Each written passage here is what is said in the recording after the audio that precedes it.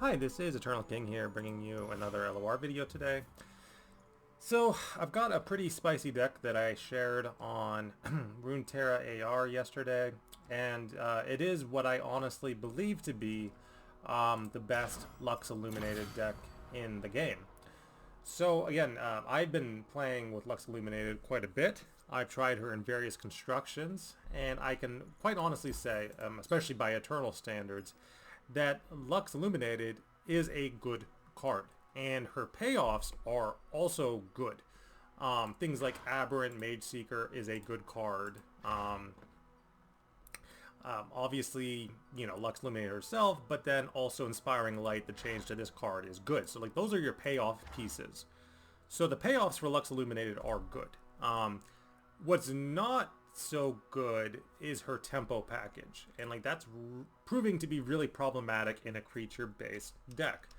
So if we go to the new set and we look at kind of everything that was included in Dreamlit Paths, basically this stuff. Spriteling, Jareth, Lightfeather, Lumos Sprite.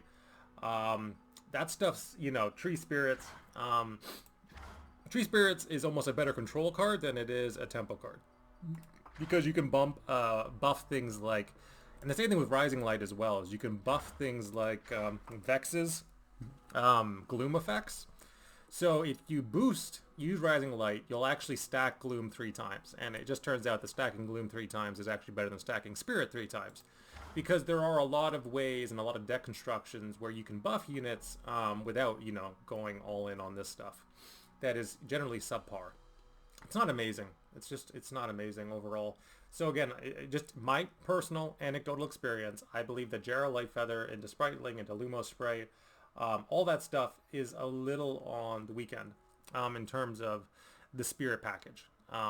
But what's really good is some of these sort of payoff mechanics. I would include Smoldering Smirk in there as well, but there's just not room in this deck. So what you do is you simply run a different tempo package, right? You run a different tempo value package than whatever it is that Lux is running. So people just went Vex because that was a very obvious inclusion to start with in terms of Lux Illuminated, but that, Vex kind of does its own thing. Vex would rather be in an Eddy deck overall. So talking about kind of all the cards that are in this deck, it is my standard Poro King ratioing, so it's one of every single 1 mana Poro, except Lonely Poro, which you should be running as a 3 of, but it's one of every single 1 mana Poro. And obviously that's very, very good for Lux Illuminated effects like Inspiring Light, because you're already going wide with Poros. There's not a single game you'll play with Poro King where you don't have a full board. Like, that's just how Poro King plays. People who have played the archetype will understand that that is the case, which means that Inspiring Light is always going to get maximum value, and it's going to turbo Lux because, again, it is granting Spirit. So it's basically taking all of these Poros that already have built-in keywords and giving them one more keyword that is stackable. And so that means that Lux is going to level very, very quickly. So, like, you're going to have Fearsome and Spirit. You're going to have Impact and Spirit. You're going to have, Tough, Overwhelm, and Regeneration and Spirit. That's like 4 keywords on Pouty Poro.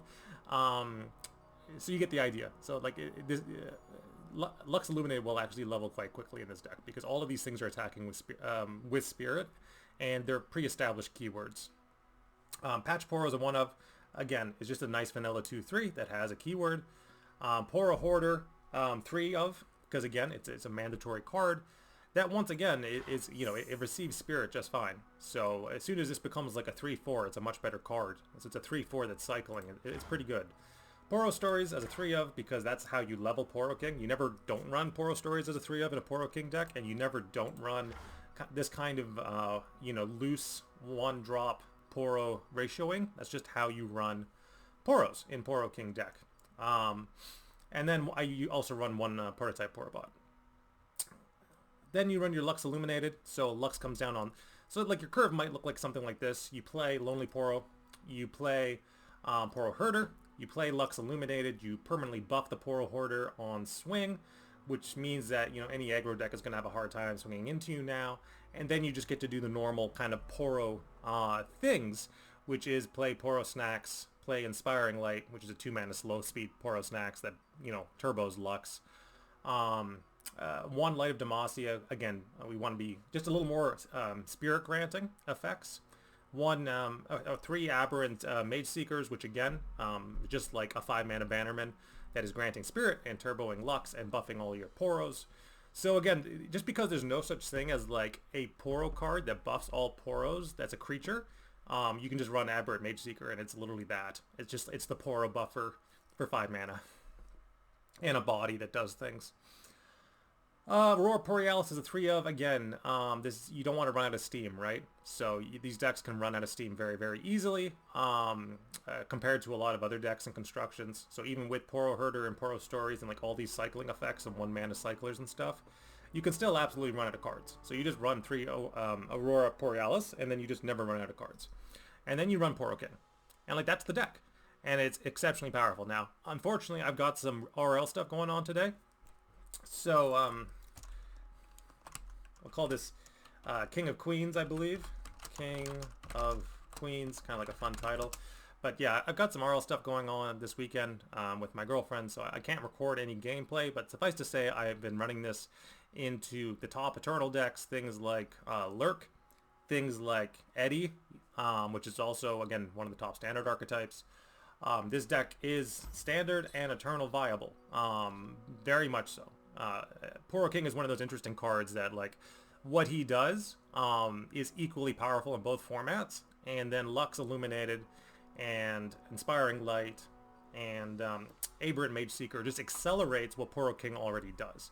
It just makes it go faster, much, much, much faster. And then obviously once Lux flips, you can just play Lux's Incandescence, and then that's like 2 value on all units.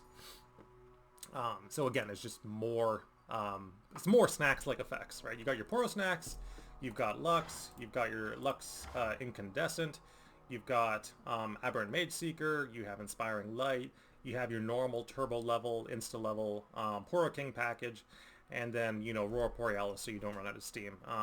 This deck is exceptionally fast, both on the Lux front and on the Poro King front. And it's also just a big Demacia deck. Like, it goes big compared to most Poro King constructions. Big faster than any Poro King construction I can think of. Very good deck. Very good deck. Do I kind of wish that the best way to run Lux was to take out her creature-based package? I don't know.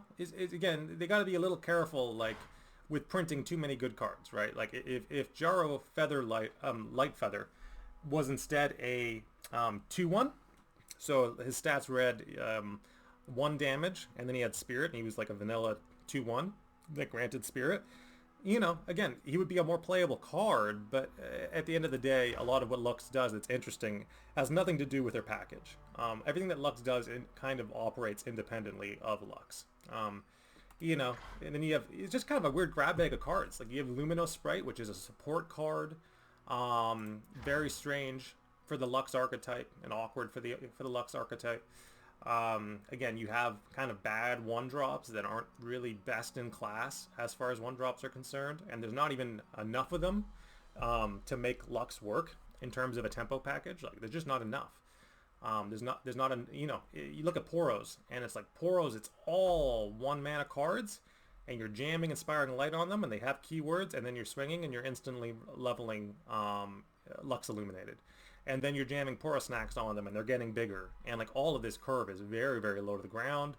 You're playing Poro King insta-leveled, and then you also have, like, you know, infinite, you know, normal Poro value generation, which makes it actually quite a hard deck to force out of cards.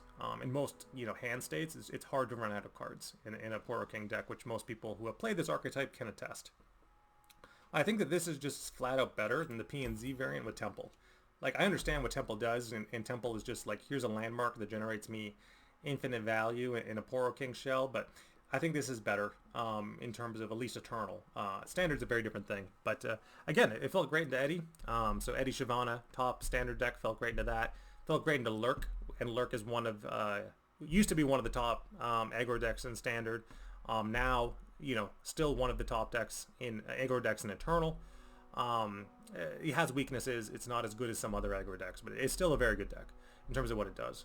And so I had no problem beating them out with this, both decks. So it beat out a 6-drop spam deck, it beat out a 1-drop spam deck.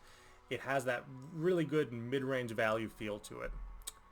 And so yeah, give it a shot. I'll post the deck code in the comments. You can also find it on Runeterra AR under my account, Eternal King. And have a good weekend. Don't forget to prioritize real life stuff over card games sometimes. This is Eternal King, signing out.